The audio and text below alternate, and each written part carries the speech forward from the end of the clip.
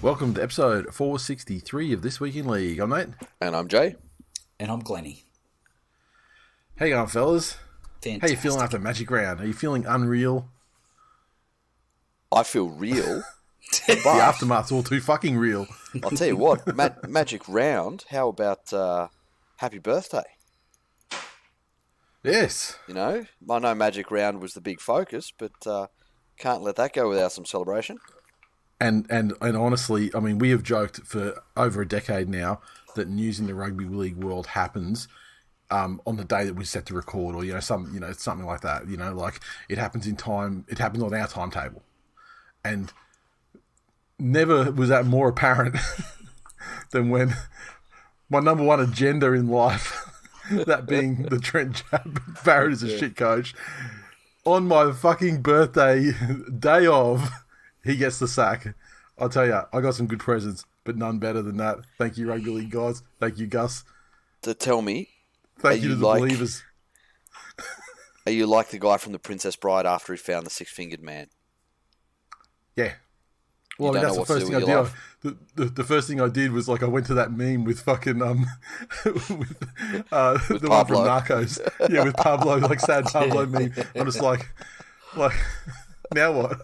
I'm like the guy in that meme. I'm like that guy in the street walking down the street with his girlfriend on his right. Except I'm looking around and I'm not looking at anything yet. There's nothing to look at yet. Oh, it's so sad. It's so sad.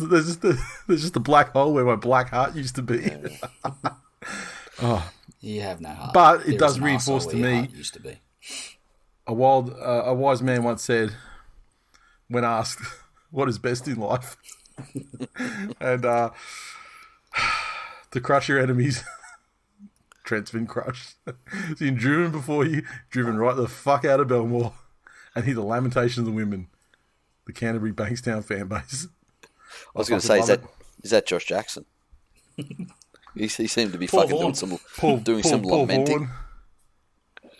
Oh, I dare say that Naden was fairly heavy on the old lamentation as well. I mean, given that he changed sides so that he could be named on team list Tuesday after the guy was fired on a Monday.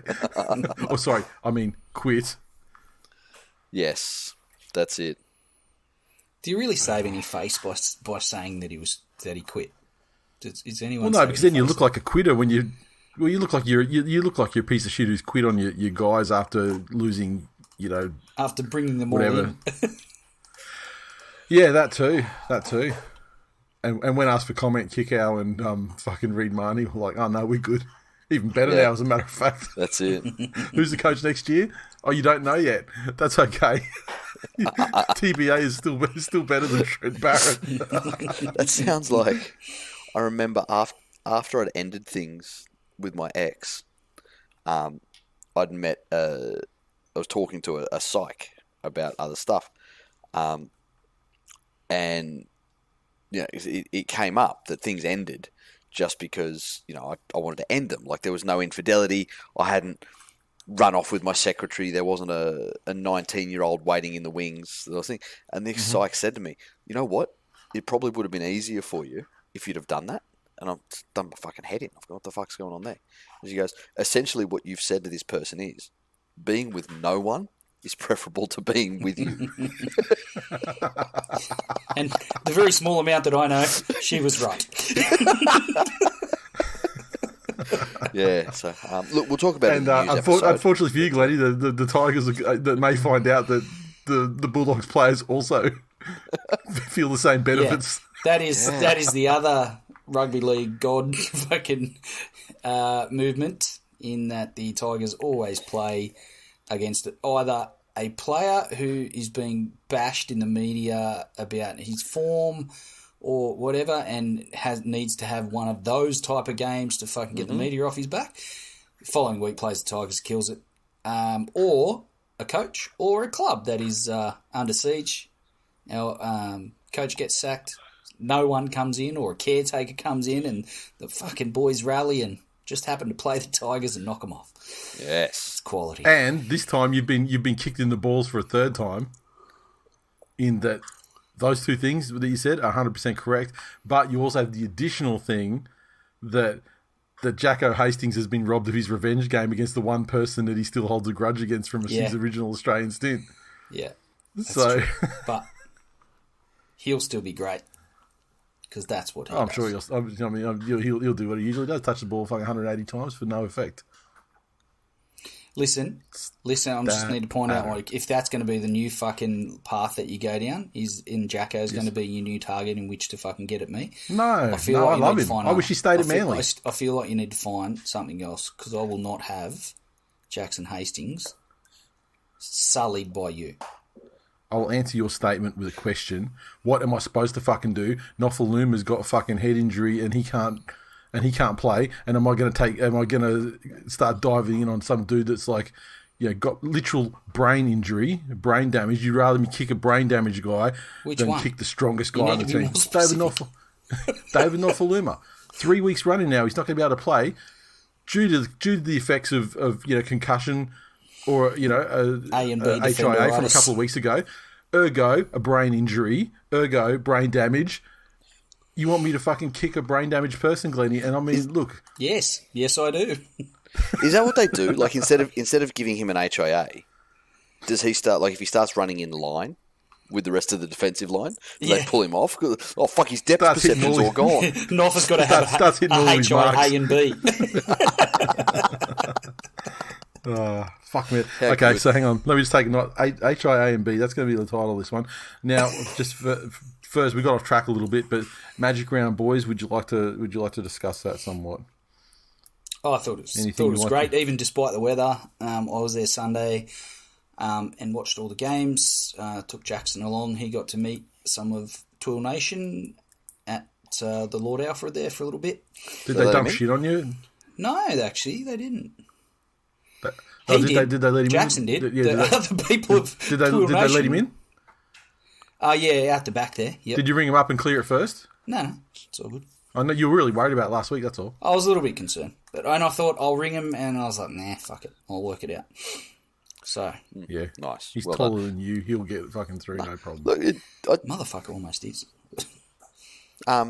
just like it was last year, it was a fucking great reminder that the wider rugby league community are actually fans of the game, Not foremost, they're obviously fans of their club, but... I would have thought they were fans of alcohol from my experience. Yeah. First and foremost. I'm not talking about our listeners, I'm just talking about generally. But, to sit in the stands and when your team's playing, to see a bunch of neutrals around you in whatever jersey for whatever club, like for that brief 80 minutes pretending they were the fan of a good club, and giving that joy to people. So I saw that many fucking Newcastle and West jerseys. When Luai scored, they got to pretend. It was like there were fucking 60,000 Make-A-Wish children there, and I just got to see them all fucking smile just once. So yes, it truly was magic for me. I really enjoyed it. What was the weirdest jersey you saw? All of those fucking gross half and half ones. They can all get fucked. Yeah, I didn't actually see. I don't know if I didn't see any or if I just didn't. They just didn't register. I saw someone, send us a picture of someone in like a half Broncos, half St. George one, which is a new monstrosity that I'd not seen before. Yeah. But I don't think I really registered those at the time when I'm looking at them.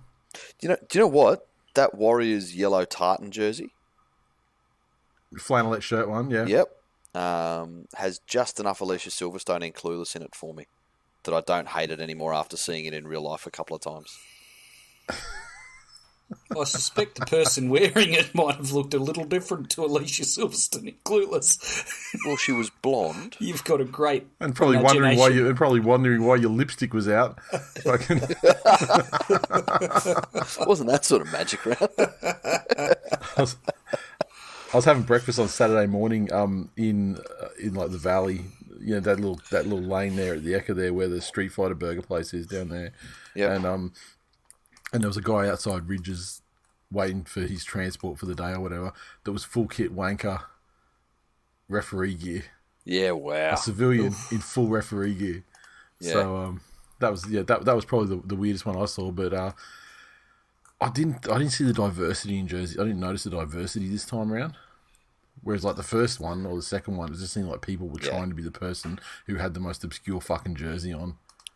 Yeah. From wherever, but yeah, maybe that's just the rain kept people inside. Great spectacle, and again, like for an event to be pissed down rain on for 3 days solid, and it was fucking pissing down the whole time. Sunday was humid as fuck. And still Sunday, be a cracker. The weather was actually the worst. It wasn't rainy, but it was so fucking hot and humid. It was disgusting. Yeah. But that... And I'm telling people, it's fucking hoodie season. Magic Round's like, the first weekend of hoodie season. Wrong. Yeah. Nope. It has to be a success. For it to be such a dour weather event, but still go off like that, it was a good weekend. Yep. And as mentioned, I'm fucking tired. I still haven't slept properly. I think I felt so bad yesterday afternoon that I did a fucking swab for the Rona. Really? That's the first COVID test I've ever had. Oof. So it's taking like fucking nearly 2 and a bit years. That's the first time of any kind COVID test I've had. And, have you had it, Glenn? A test? No, the vid. You're still okay. Oof. We've all dodged it. Yeah. Yeah, and the test was emphatically negative. So so far so good. I mean, I guess you can't really say you're clear until like after the weekend, maybe, for all of us. And let's face it, if one of us have got it, well, if you and I have got it, then you or I have it, and I have it, along with a lot of other fucking people. And the people, all the fucking close talkers that could have given it to us would have seen Glennie on Sunday. Yeah, true. That's it.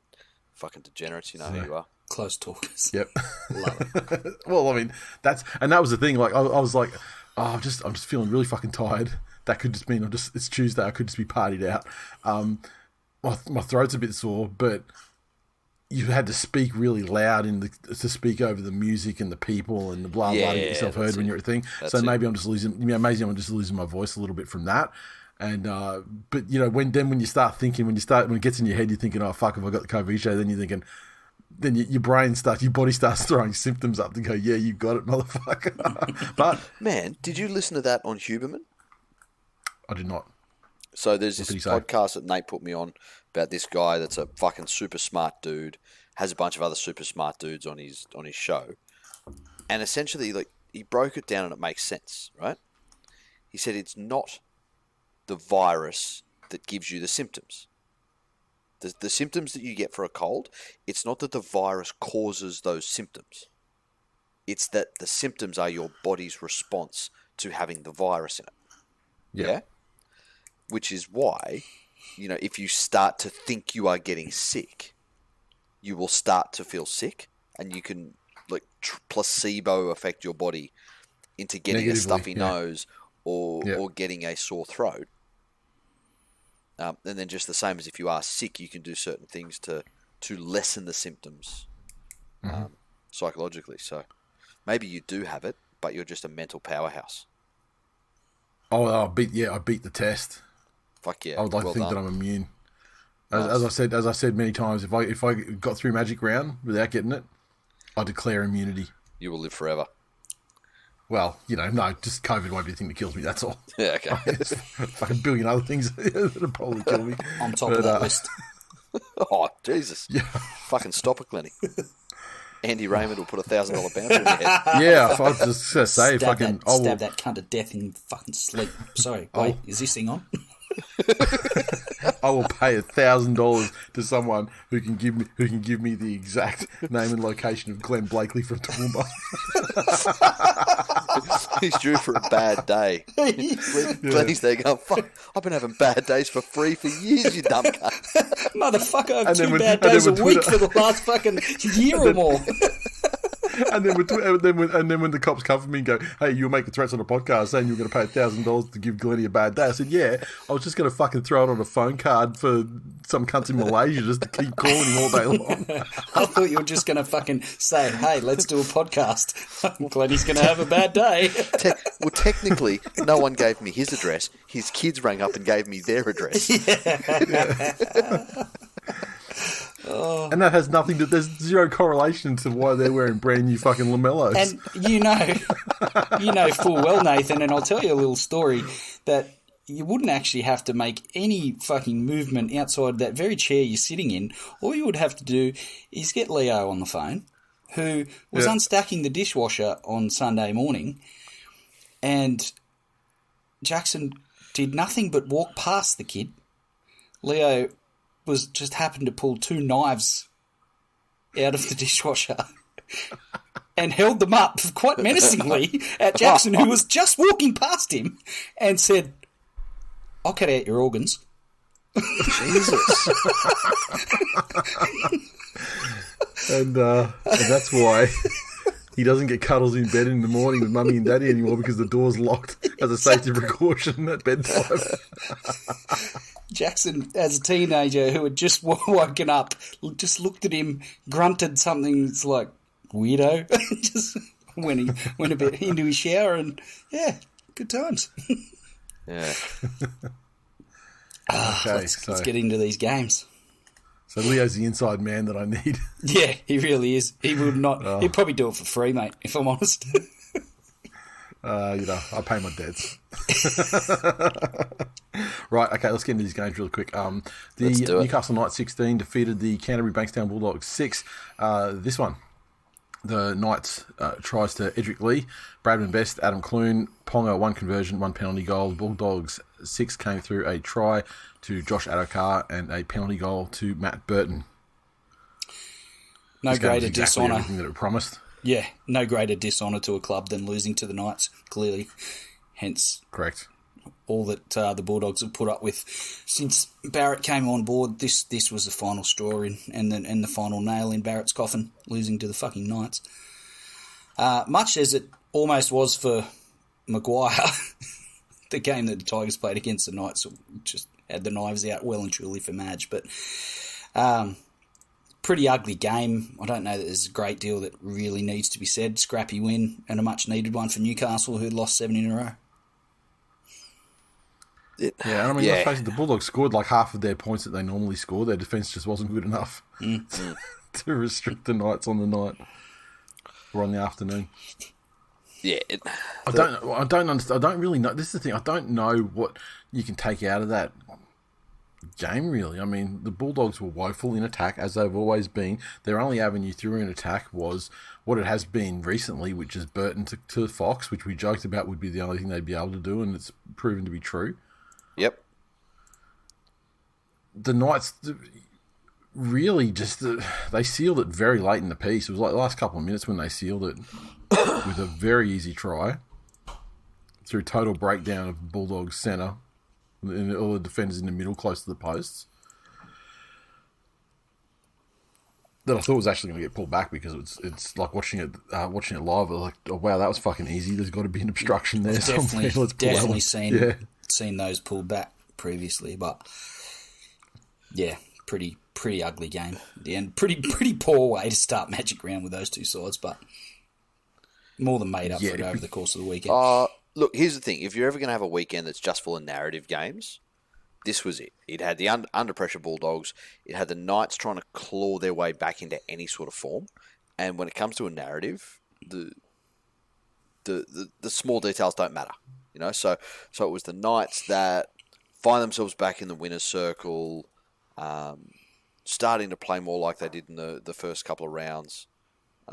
So I think there's plenty that the Knights will take out of that one. And for the Dogs, think they'll take the 2 points, and that's basically it. I don't think it bore much resemblance to the first 2 rounds, other than the 2 points that they got on the competition. No, not at all. But I'm saying in terms of a narrative. Yeah, you know, Oh, look, these games aren't. None of these games are narrative games, except for the fact that the top of the table clash lined up on this weekend. Otherwise, it's just the fucking way the draw. You know, the way the draw went. Yeah. So that's it. Yeah, I mean, they're never going to be able to.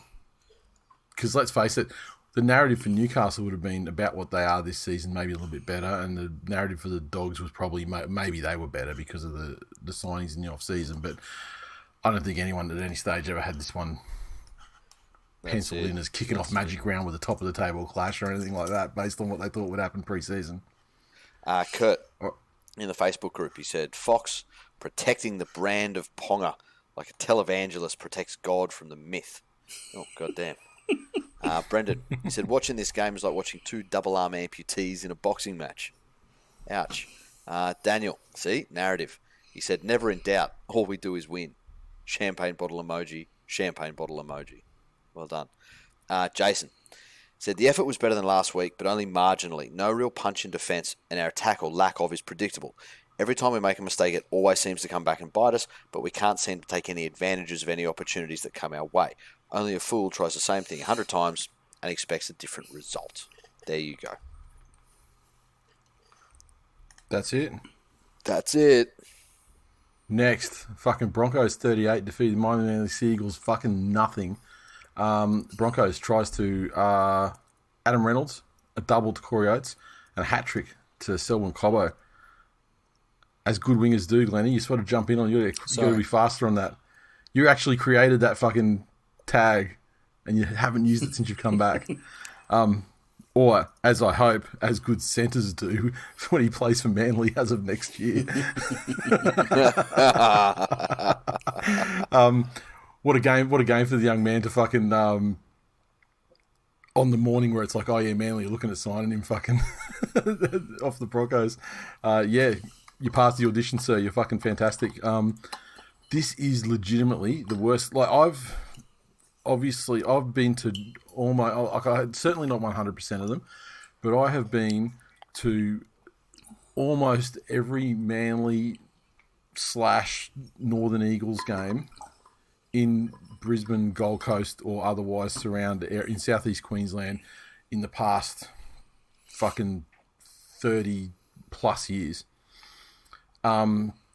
This is most definitely the fucking worst performance I have seen since I used to have to go to fucking, I can't even remember what era it was. When the Broncos were still playing at QE2, and I lived at Mount Gravatt, and I think it was the post Super League, maybe post Northern Eagles, but it was the worst performance since I used to go sit in cold ass Cavernous QE2 and watch us get beaten by fucking 50 every fucking game.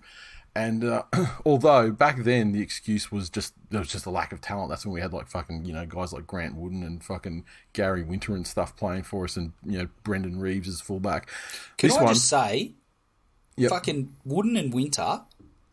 Mm-hmm. I don't know what those guys do with themselves these days, but every time Wooden you bring up the fucking shit teams of that era, those two cunts are always the names you bring up for 12 years plus now. Albie Torrens fucking... I'm trying to... they're the ones that... Nathan Long, they're the ones that stick in my mind.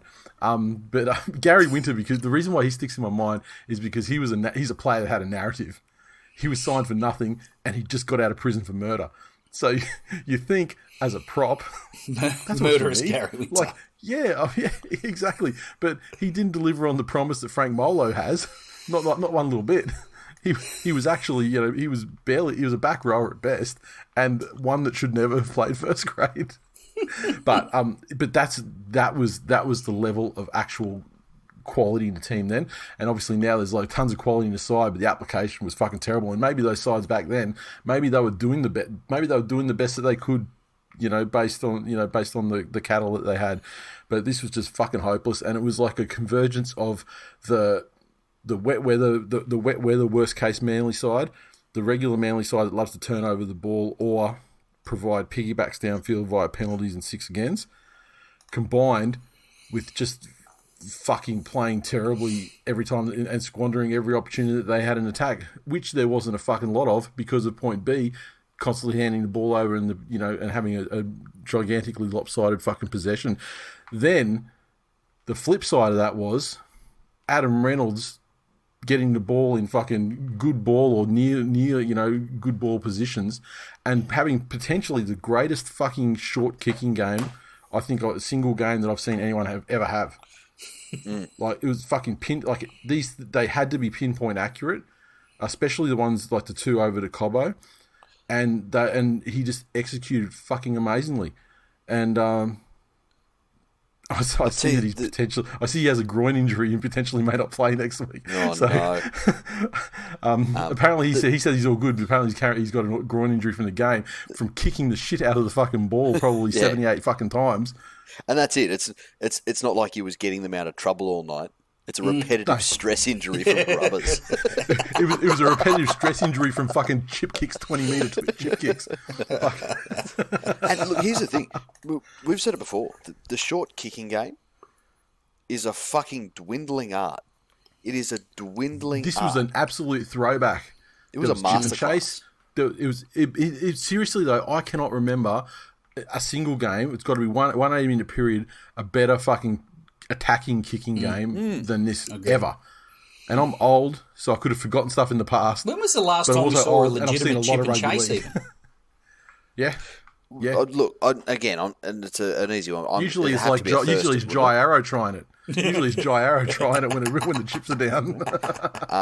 Or it's one of the like the Billy Slater Origin one where it's 1-on-1 to get it through the line. And this is the thing with Reynolds. It's his brain, and it's not that he's a brilliant footy strategist. It's they got some wounded cattle out there. That means the cover's not going to be as quick as it usually is. And if they're banking on me going back that way, I've got a little bit of space behind them. It's what a smart footballer does for your fucking team. Oh, there's a weakness there. Let's see what we can do about it. Fantastic. I think he's my point being, if he stays healthy, because we know how injury prone he is, but he's a legitimate contender for the Daily M at this stage. Absolutely, what he's doing, and with even take the South discussion out of it, and what it's done to them. The football that he's playing alone is fucking outstanding, and the impact that he's having on that side is one of the things about the season for me. To bring the South thing up, and I mean, we've talked about what it's done to Cody Walker and his game. The thing we haven't spoken about is, I think with him being the man and not having to fucking parcel up portions of the game with another star player, I think that has been great for him as well. That's being the guy point. that can do everything, and so he's being the guy that can do everything. He doesn't have to defer to anybody. And he can just do, and he can do everything. And when it comes off, it's fucking amazing. I'm curious as to how far through the season this can go, and by that I mean obviously at the moment it is, new environment, new opportunities, one in town, positive press everywhere, loving life. Mm-hmm. Is that enough to sustain him through a season in terms of efforts? Does he I get think he's to got that a point to prove and a chip on his shoulder. I think that gets him through the Yeah, season. I think so too. Do you reckon he's got a season's worth of a chip? Yeah. Oh yeah, definitely. I mean, the thing that's going to stop him is not him. It's the fact that when he's on like this, he can win the game for his team, fucking no problem at all. And he's had a couple of games like that this season. This one being by far the better one, but I mean, he has had a couple like this. The only thing is he needs. There are going to be times when he has to do it without the support of anyone around him. Yeah, and that's going to be the thing that slows him down. And again, here's the thing: that always happens in the NRL. He'll be on everyone's radar, and it wasn't like he wasn't before. Yeah, but you watch defences run up and just fucking hammer him to try and put a bit of the sours in him, or injure him. And try and put a bit of the Reynolds into him. On the socials, Ryan, he said Foran's playing like somebody who recently signed a contract and no longer has to prove themselves for overs. Fucking out. That was an excellent point. He played fucking horrible, like the worst game he's played since he came back. And so the worst game since he was probably, I don't know, at the Dogs. Maybe even longer. It was like legitimately fucking terrible. Like some of the passes he threw were fucking god awful. There were ones where he was linking up in the line and just dropping the ball cold and shit. He was fucking terrible. And he needs to get that shit out. He needs to get that tight shit out of his system, or at least fucking hold it off for another fucking 6 months or so. Sean, he said, hopefully Adams Reynolds' shoulders hold up because he's carrying this Broncos team. Yes, he is. Mendoza. That's what they're paying him for. Mendoza said, Garrick forever with his hand in Cobbo's pocket. He is getting an absolute bath. Certainly is. Terry, he said Dylan Walker is doing his best Cody Walker impression.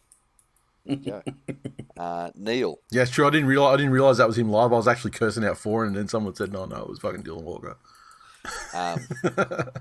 Neil. He said Tommy Ponga is showing why even Manly fans think Garrick is a good fullback. That's a multi-level burn. I saw him come out today going, if I'm named in the team. No, motherfucker. Legitimately, if you're not 100%, sit this one out. It's good. Yeah. Fucking Ruben Garrick's there. I mean, he's the fucking leader for the State of Origin fullback position. You're hearing it more and more. Let him be the fullback. You can fucking just chill, bro. See how you carried us last year? Just fucking chill down until you get your fucking shit 100%. If you keep saying it and people keep listening to the show, that doesn't mean that people are hearing it more and more, because they're still just hearing it from you. Glennie, whereas you're finally getting it, Glennie. You're finally getting it. They are hearing it more and more because I'm saying it more and more. So what you finally? The other thing is though, with Dylan Edwards for Origin, you're starting to hear it from more sources. So people are looking at all the statistics. Literally nobody has said anything about Dylan Edwards for Origin. Everyone. Not even for the fucking. By your metric, the fucking 18th make. Jay just said it. So by your metric, yes, people are hearing about it. We just heard about it. You've put more time into being scared of Dylan Edwards than you can to hype up your own fucking, shit candidate. You're essentially Scott Morrison at this stage. Brendan, he said, you would think the highest paid player in the history of the game would have an idea how to tackle, yet every time he is run over like he is from the under sevens. DCE is a myth. Interesting. You're hearing that more and more too.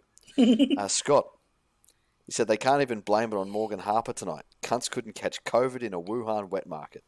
Manly had no answers for the Broncos' middle and appear to be the team, along with South, struggling the most with the rule changes. And in real talk, I think that's one of your first concerns. I think the first concern is wearing soft. I think the first thing that we need to worry about is thankfully that was time number 2 of 2 times total that we're wearing that cursed fucking black jersey. There we go. And I don't care how fucking magical fucking Page fucking Spirinak's fucking tits look on PointsBet fucking commercials. Not wearing that goddamn thing ever fucking again. Burn it. Continue. Was that the last one, was it? Okay. Yes. Okay, so the Rabbitohs 32 defeated the Warriors 30. And this one, the Rabbitohs 32, had double to Milne. Taffy, Johnson, Cook, Ilias tries. 4 conversions to Taffy. For the Warriors, Montoya got a double. Pompey, Jastavunga, and Dejanasi with tries. Reece Walsh, 5 of 5 conversions. And this one was the stereotypical game of 2 halves. It was. I think the rain levelled things up a little bit and worked in the Warriors' favour, but some of the defence that South put up as the Warriors were coming back at them in that second half has to be a huge concern. Just soft. There's no other way to put it. And I don't think South, they're certainly not the side, the same quality side that made the grand final last year for lots of reasons, but I don't think they're a good enough side this year to be putting the Q in the rack at any stage, let alone with 40 minutes of a game to play. Pretty disappointed in the way the way the Warriors have been going. It was every opportunity for South to go on and really put another big score on the Warriors, and they fell over completely, and the Warriors almost got them. Mm. I think the Warriors are the Warriors, to be honest, and yeah.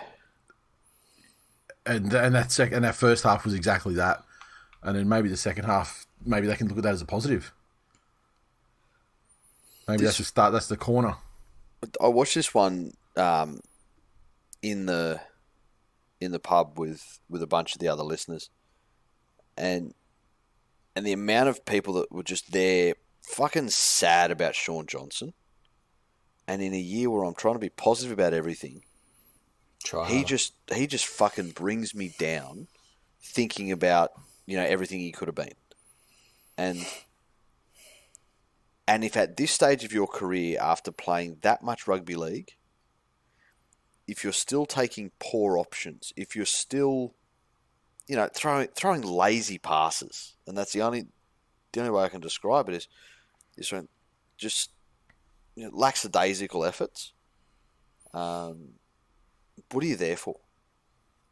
You're not doing the best for your teammates. You're not doing the best for yourself.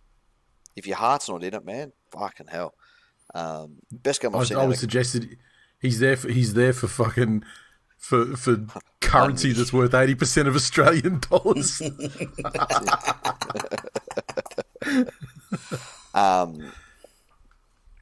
Best game I've seen out of Cody Walker in a while.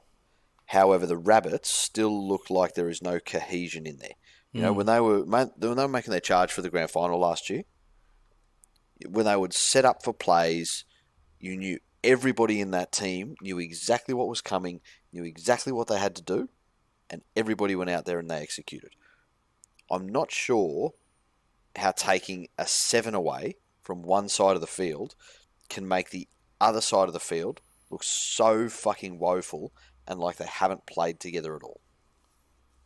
And yes, there's going to be some disjointedness because your 7's the glue and he'll put you around the field, but there's something at South where I don't know if it's communication, I don't know if it's trust.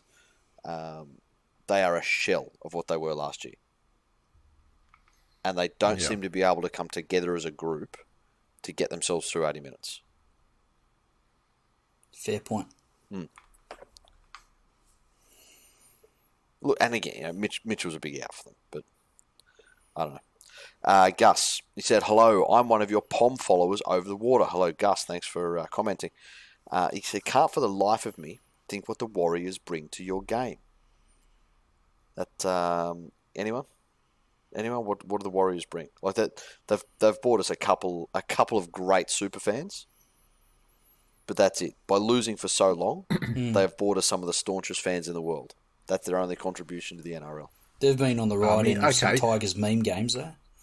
I was gonna say, if we're gonna start fucking pointing the finger at clubs, what a fucking Canterbury, what a fucking Newcastle, dare I say, the West Tigers bring to the fucking game. Motherfucker. Because arguably, all of them bring less than the fucking Warriors do. The West Tigers have provided this very show with content, and lots of it. Well, that's true. For more than a decade. Well, that's true. But does the game respect that contribution? We do. Well, no one respects anything that the West Tigers do, Nathan. That's the problem. Sure, the podcast equivalent of shit posting appreciates it, but does the game? No. Damien, he said, other than they suck, how do they fix the Warriors? Look, that has been a topic for discussion. Brownie's not the guy, and every other. No, he is not. Brownie is not the guy. But they've had guys that I thought could have been the guy, for sure, and it's not happened for him. So, look, it's tough. And I think people are more intricately.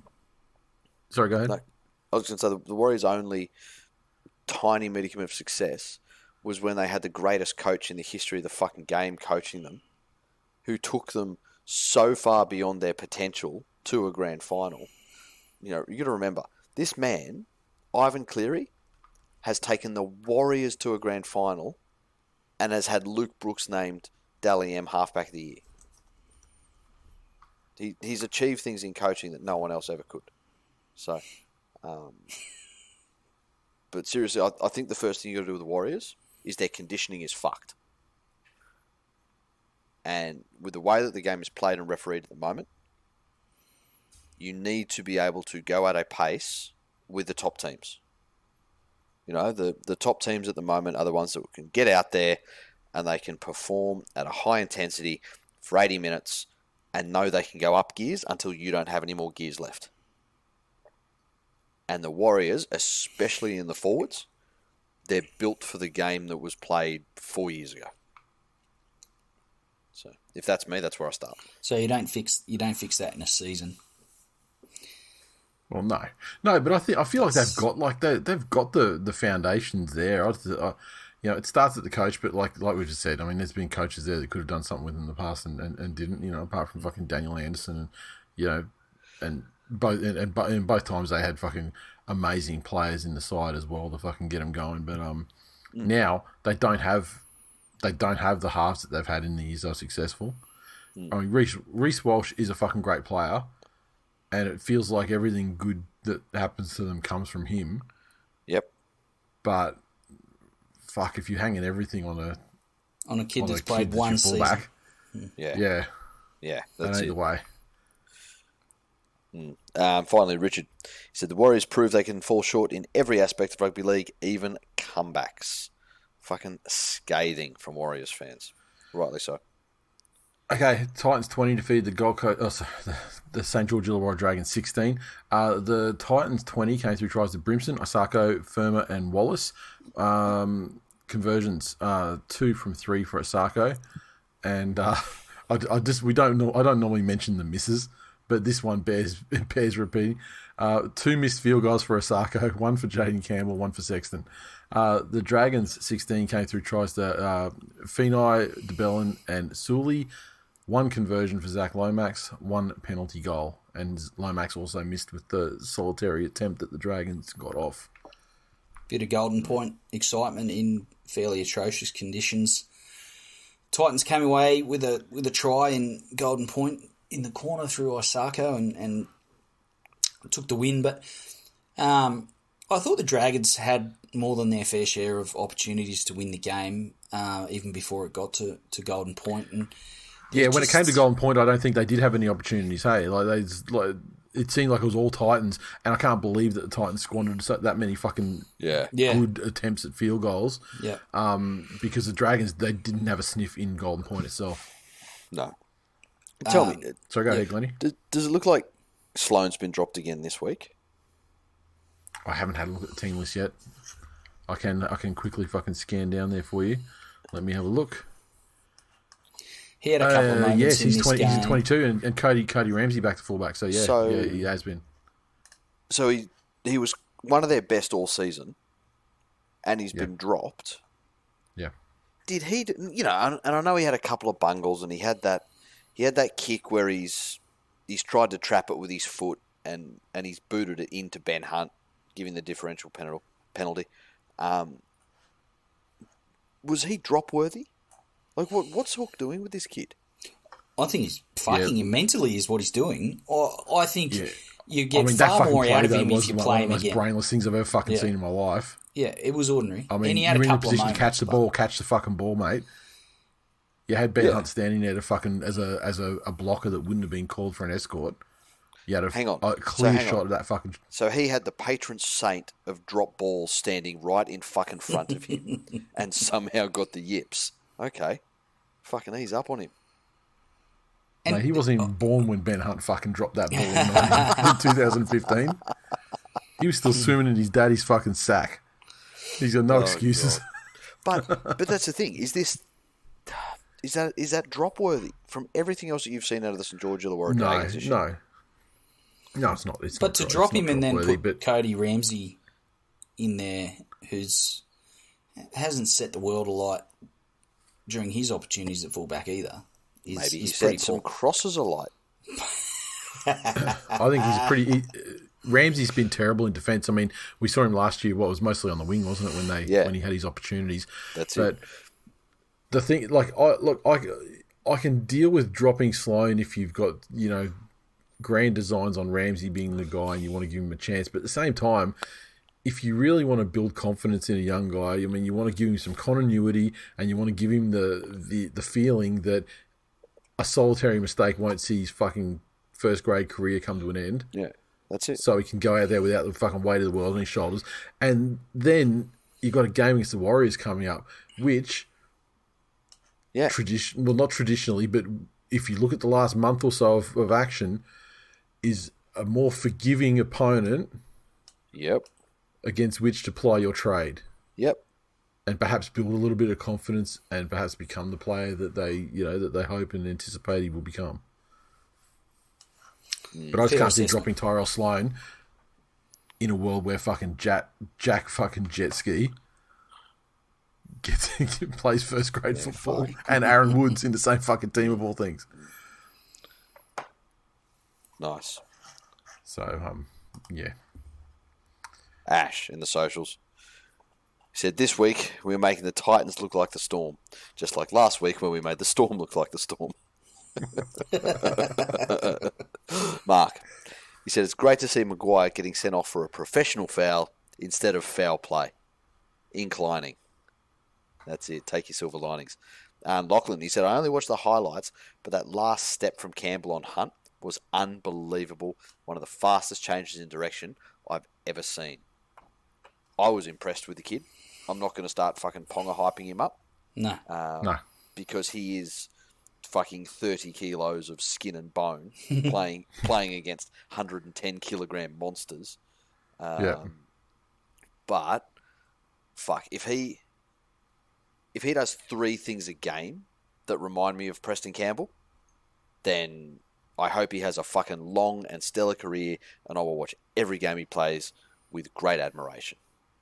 Because I fucking loved watching his father play, and I only hope that he has a smidgen of the success that Preston did. And also, one of the true advocates for the Indigenous game.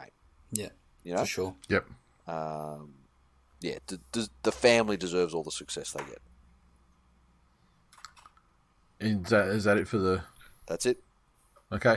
The Panthers 32 defeated the Storm 6. Panthers doubled Otago. Kickout, Luai, Crichton tries. Cleary 5 conversions and a penalty goal. Storm tried a Nick Meaney conversion. Nick Meaney. That's all the scoring. Yeah. That's it. Floor is yours, Jay. Much better run this week from Penrith than last week. I think the loss to Parramatta, I guess, opened a few eyes, and I felt that the young guys in the squad really aimed up and probably took things a bit more seriously this week. I mean, it's a top of the table clash. You know, even the outs that Melbourne had, I mean, it was still a top of the table clash. So these are the easy games to get up for. To get up for. Yeah, exactly. And that's why I said that I think the timing was convenient. To have that loss right before the game that you need to focus for, because let's be real, there isn't an awful lot out there, and that's where Penrith struggled with it last year. I feel teams like Manly did as well. Like in that run they went on at the back end of the season, they didn't really play a lot of quality opposition, and I think that hurt them come finals time. But it really is pleasing to see that Penrith can adjust to the conditions. It was wet weather footy, and they were able to just walk up to that line of unwise play. If you go too far into your shell in wet weather football, then it just becomes a grind, and it takes a lot of the advantages that Penrith could potentially have out of the equation. But still being expansive with the football when you're allowed, giving space to your outside backs with early ball. I think Luai had a much better game as well. Like, he's starting to come back into form. He'd been a bit quiet over the last couple of weeks. I thought he had a great game. And their defence. That's the thing. Now, granted, they were up against a Melbourne team with a cowardly 7 who was so fucking worried about some good old-fashioned Mount Druitt-style retribution for comments that he made, that he's faked an injury. Cameron Munster, for some reason, dyed his fucking hair. I don't know if that means that he'd had another big weekend on the unidentified white powder that no one knows what it is. And he was a bit worried about some follicle testing coming through. I've heard that's what players do. You hear it more and more. But, yep. It also goes to show that this Melbourne Storm team is probably the closest to mortal that we've seen in a long time. I think this is probably as poor a Melbourne Storm performance as I remember in recent memory. No, I don't remember Melbourne ever looking that rushed and panicked and without real options to stop the flow of points. Yeah. And like over and above what you would expect with the outs that they had. Yeah, for sure. Like it was far more than that alone, you know. Yeah. So, and again, this is what happens when you're playing with confidence, when you're playing with pace, and when you're accurate. You rush people to make decisions, you know. And for some of the new ins that Melbourne had that hadn't been in that Storm system, I think the reason the Storm looks so calm a lot of the time is because there aren't too many situations that they haven't been in before. Yeah. And so a lot of it is, well, yeah, okay, cool. So no matter what happens here, if I don't have it covered, they will. Let's just go out there and all just get our job done. Whereas these younger kids are going to freak out a little bit, so they'll get better with age, just as all of the Melbourne Storm players do, and they'll adjust to the Melbourne system. But this will be a good confidence builder for Penrith, that they could have that loss, that they could leave themselves a little bit exposed, and they should rightly so feel like they caused a lot of the issues in Melbourne, even with the outs that they had. Yep. Fair. All right, hit the socials. Terry, he said the flat track bullies have been exposed. I don't know whether he's saying that Penrith were flat track bullies because Melbourne are shit, or whether Melbourne are only good against shit teams. But Mendoza said, how is DCE higher paid than Yo? Yo is a way better playmaker. Changed my mind. Well, the reason, Mr. Mendoza, or Rod, if you will, is that Isaiah Yo is the most underrated player of all time, and DCE is the most overrated player of all time. Lachlan said, it seems a champion team will always beat a team of Billy Idols. Yes, it will. And Cameron said, how much cash sitting on the pine between Hughes, Pappy, Smith and Welch? Then Cheese going off early. Yuck. Fingers crossed there is a full-strength game later in the season. Yes, I would like that as well. Let's go on to the next one. Everyone too busy fucking double fisting beers and not fucking tweeting or look, again, magic round. I think because so many people were there and around, most of the comments in a lot of the threads were conversational. Yeah, right. So not so much comments about the game, but long chats about different things that happened during the game. Yeah, sure. Yeah, okay. The Raiders 30 defeated the Sharks 10. The Raiders 30 came through tries to Seb, Chris, Schneider, Papali'i, Harawira Naira, Hudson Young. 4 conversions to Schneider, 1 penalty goal. The Sharks 10 tries to Katoa and Hunt, with Nico Hines 1 conversion. I thought this the Sharks was fucking downright inspirational. I thought the Sharks' performance was by far the worst of the weekend. They were fucking woeful. Look, I mean, it was one of the worst. Sure. That is a big call, I guess if you want to run a tiebreaker and say, yeah, they were playing against fucking 11 minutes at one point, and they're playing, and it was almost actually the mirror image of the game that they played against the Warriors. Exactly. Yeah. And watching it live, they look completely out of the game throughout. Just dropping balls cold. They're attacking, but their attacking fluency and stuff. Like when they got the good positions, they had nothing. They were just going side to side with no real, direction. And I don't know if you can only attribute it to the fact that they moved Nico Hines back to fullback because of the suspensions. Moylan didn't get moved. His position stayed the same, and he was fucking woeful. Yeah, they weren't there, and then when you add to that the constant sin binnings that Canberra sustained in the second half, should have been plenty to get a half competent Sharks attack on the board, more than required. But the Raiders, it was downright inspirational the way that they defended when short manned. And then when they started to get their guys back on the field and eventually get it back to 13 on 13, the way that they were then able to, sink the dagger in and finish the game off. There was a time where the Raiders were rucking it out. They were rucking it out from their own end with 11 men. Yep. and they stripped Yeah. the Sharks for numbers on the edge Yeah. and made a long Yeah. break up the sideline. How the fuck is that even possible? Yeah, exactly. I think maybe part of the reason that we've all underestimated just how important Will Kennedy is to what the Sharks do and how they play, and obviously plays an important position as part of the spine, but they just, like, he was replaced with a quality player in Nico Hines that's played plenty of fullback, and they... Yeah, but then then deprived the halves of Nico Hines as well. True, but I was really surprised to see the Sharks play that poorly. And Because let me credit tell to you, Raiders. Trindle is not good. No, he's not. He's anti-good.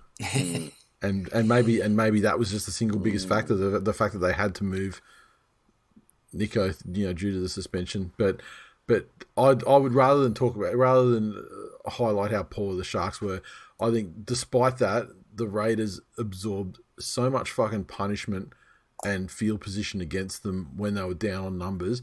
Yep. They played the short manned game amazingly, and then when they finally got their opportunity to come back, they got the daggers, and you had young Wolford there, looking like his next generation. Yeah, for the Raiders. That's and it really was the best mental performance I've seen out of Canberra in a long time. Imagine what this could potentially do for them. I mean, this is a team that's renowned for fading in games when they're matched up level with numbers. And I'm sure at halftime, even though they had a great halftime lead, that would have been the number one thing that they were trying to combat. And then when they start losing guys, I mean, then it makes the fade look even more inevitable. Yep. And in the fact that they powered through down to 11 men at some stages, and put on more points to seal the game. I think it was just like it could just do so much for that fucking side. Yeah, and I guess we'll see how it translates. Yep, for the rest of the season. It. Nice. On the socials, Mitch. So the Sharks clearly need a send off to inspire them. Throw an arm or flip someone, you dumb cunts. There you go. Jason with an interesting stat. Fucking love this one. He said it's been 8 straight since Mick Ennis mocked the Viking clap. Mock the clap at your own peril. Wow. Interesting. 8 straight. Was that 16? That was the premiership year, wasn't it? Yeah. Yeah, fucking hell. That's right. Yeah, it was his last year. And Richard, he said the Sharks approach rugby league immortality by doing what few other clubs have been able to achieve, allowing the Raiders to score 2 second-half tries. Ha, ha. That's it. That's us. All right, the Roosters 31 defeated the Eels 24. The Roosters tries to Jared Hargraves, Sam Walker, James Tedesco, and double to Joseph Suali. Walker 3 conversions, 2 penalty goals, and a field goal. Defeating the Eels 24, a double to Isaiah Papali'i, Mitch Moses, and Ryan Madison with tries, and Moses 4 conversions. Couple of glaring errors from Gutho in this game. One where he, was clean bowled by a ball along the ground, and Teddy was too quick for him and got to the ball first to score his try. Some of his positional play was far less than of a standard than I would have expected from him. One in particular, he was nowhere to be seen where the Roosters scored, to the point where I was sitting next to the great man Frogmore, and we both looked at each other and said, where the fuck is he? And he was actually defending in the line, 20 metres out from the try line that he's defending. And he's defending in the line. They put a kick over and they raced through and scored untouched. Yeah, that's it. Just fuck. Crazy. Moses in stark contrast to Gutho in that game. I felt like he willed them back into the game. He put the team on his back and had a couple of moments in each half where he scored solo tries, and he's a great competitor when he's on. He doesn't like it when things don't go his way, but in this game I was really impressed with how he really upped his level of personal intensity and took his teammates with him. And the Roosters, in the end, the last try with Suwali was, one of a couple of moments that he had, but that try that he scored at the end of the game went somewhere along to living up to some of the hype that's been around him since he started to, look like he was coming into first grade even when he was at South. Yep. Well, since there was that tug of war, yeah. Yeah. Yeah, nice. Anything else you want to say on this one, Nate? No, not me. Nice. Terry said Moses is actually still a decent enough half behind a beaten forward pack. Must be the experience he picked up at the Tigers. Michael, he said, as a Queensland fan, I would appreciate more gutho for New South Wales fullback buzz. You are hearing that less and less. There is no buzz. Completely at fault for the Telesco and Walker tries in the first half. John said, played half an hour of good footy, but gave the Roosters way too much of a head start. I thought Parramatta were past the whole turn up one week, don't turn up the next bullshit, but clearly not. At least the neutrals here at Suncorp got an entertaining contest. Off to the bar I go. That is a very fucking zen way to look at it. I like it. Nice. Righto. Last game of Magic Round, the North Queensland Cowboys 36 defeated the West Tigers 12. The Cowboys 36 tries to Drinkwater, Felt, Ruben Cotter, Peter Hiku, Nanoi, and a double to Taulungi. 4 conversions to Val Holmes. The Tigers 12 came through tries to Tupou and Garner. Hastings, 2 conversions. Glennie, well, as I've always said, guys, the Tigers will always score moral victories against the Cowboys, and they always win moral the hearts what? And imaginations of the rugby league world at Magic Round, and I feel like that remained and was shown to be true in this game. They won no hearts. What hearts did they win? All of the hearts. Every last heart. Don't clamp yourselves because neither of you have hearts. There's arseholes where your heart should be. We lost our 6, our inspirational 6, Brooksy. We lost our hooker. We lost the starting prop. We had a standing fullback and a winger on debut. Although that alternates week to week, but at the moment it was. I was going to say this week it was Simpkin. Little's had his concussion issues as well. Let's be honest. Not a lot of tackling technique practice going on at the Tigers. It would seem too much quad stretching, not enough tackling practice. As I said, lost our 6, lost our 9, lost the starting prop, had a stand-in fullback and a winger on debut, and in my mind, we still won the game. Not on the scoreboard, but in the places where it counts, in my heart, in the hearts of rugby league fans.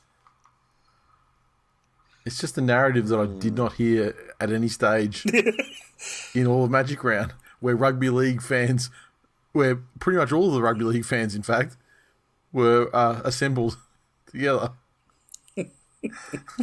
Look, the Cowboys, they took what the Tigers gave them, and the Tigers, I feel like they, if this was last year, and even at some points when we had that horrible run, certainly last year we lose that game by 50, but they kept going right to the very end, and I think that is a testament to Jackson Hastings. And I will talk the man up, but he played until the last whistle. He never dropped his head. He never stopped pushing. He never stopped talking. So what you're saying is he doesn't understand the situation he's in. That's a ridiculous assessment. Is that what you're saying? I'm saying he's a phenomenal player, and I'm fucking glad he's on our team. Don't want to tell David Nofaluma that he can't play because he's got fucking brain damage. Yeah, Glennie'd have us believe.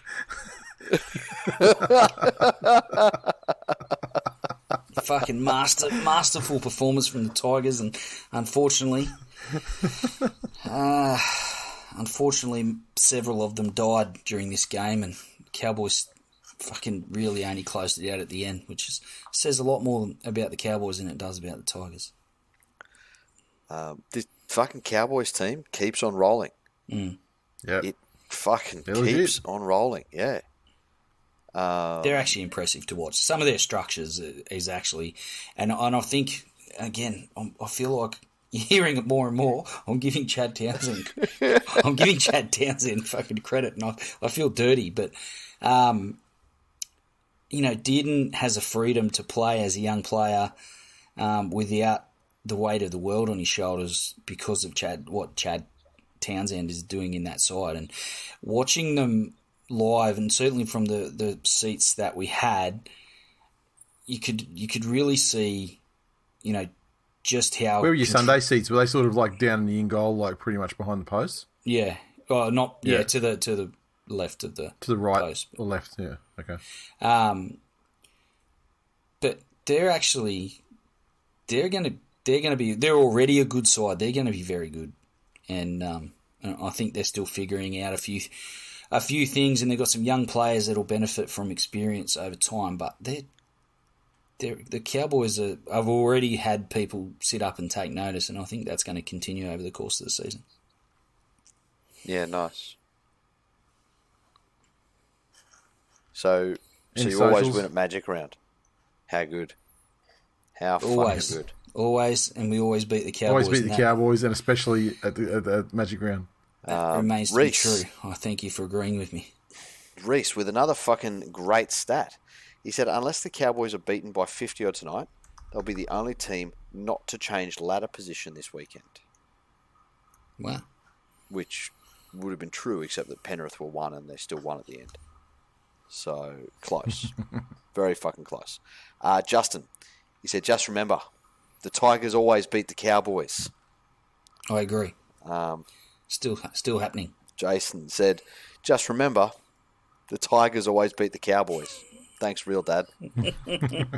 Simon, he said, remember, the Tigers always beat the Cowboys. And there were legit fucking hell. another 4 or 5 of those. So, yes, people have, well, I don't want to say long memories, but memories of this show. Well done. Sounds like one track fucking minds, really. That's us. Okay, so that's it for episode 263. Thanks for listening. As always, if you want to support the show, a great way people supported the show on the weekend was fucking coming out to the Lord Alfred Hotel, where we spent where we had a base station for most of the weekend's festivities, and there was constantly a constant Hotel La, as they say in Malaysia, and it was a good core crowd of people there at all times. I mean, we would pop out, go to games, go to get a bite or whatever, but there were always people there, and had that section locked down from Friday, the same spot locked down all Friday onward, and so it was just excellent, and it was great to meet people who came out, and especially those who travelled, interstate and shit to get up to the Magic Round and see the games. But yeah, if you'd like to support the show, head to patreon.com/TWiL and become a patron and enjoy the benefit of extra episodes and much more. Now, just quickly, the tipping probably should drop in on there. At the moment, top 10, we have Doohig on top alone, followed by Kiwi Villa, Cooked Tip, Broccoli Bob, that's a new entrant, Kerim, Cows to Win 22, benefiting from his team's success this season. McTool 75, there's an old school name. Mitch Rich, Alpha Ben RL, and Reynolds Raging Rowana round out the top 10. And I absolutely rocketed up the charts this week. Would have been one of the best tips in the competition because I didn't put my tips in, so I got 5 out of 8. As opposed to probably the fucking 0 or 1 that I would have got otherwise. So I'm racing towards the top 50 and only a couple of points out of the top 10. So hide Uranuses. Now, that's it, boys. Do you have anything else that you would like to say about Magic Round before we wrap this one off?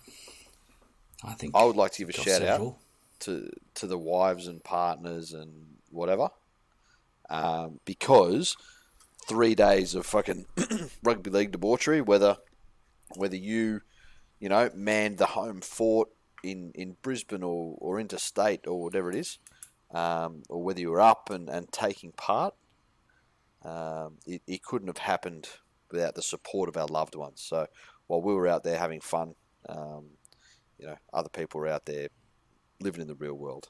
You did 2 hours. Fuck me dead. I was trying to praise fucking Exactly. Yeah. know. We'll thank you, Jay, for keeping the hosts of the show COVID free and keeping yourself refreshed. And look, I'm sure that the 6 listeners that managed to fucking catch a fleeting glimpse of you as you ran by appreciated it. It certainly did. Oh, that was great. Times. Glennie. I'll tell you now. I'm gonna put it down on fucking tape right now. Oh, Glennie, he's got some big plans for fucking Magic Round 2023. Let me tell you. Glennie and does. If even half of them come to fruition, oh, you want to get your little red rockets up to fucking Brisbane. I'll tell you, I support that second weekend in May. Glennie. I support Glennie's goals, and I can't wait to hear how he goes. You motherfuckers. I'll do it with you, Glennie. I'm fucking there for it. Jeez. As in the planning and organisation of it? Or the showing up to it? No, we'll execute. I shut up. I execute, motherfucker. What are you talking about? On that note, let's go. Later. Put a pin in this one, and we'll talk to you next time. Bye.